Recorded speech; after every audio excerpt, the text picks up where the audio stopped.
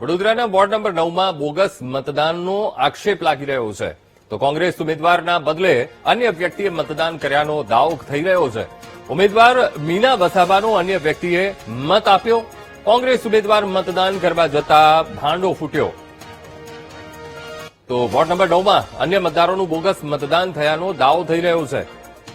Vadodara ward number 9 અને આ 9માં bogus મતદાન થયાનો આક્ષેપ થઈ રહ્યો છે.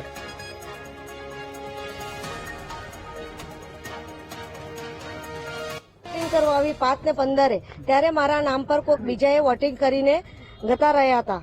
તો મેં એમને રજૂઆત કરી કે આ ખોટું થઈ રહેલું છે. તો એમણે મને ટેન્ડર વોટ માટેની માંગ કીધું. તો મેં ટેન્ડર વોટ કર્યું.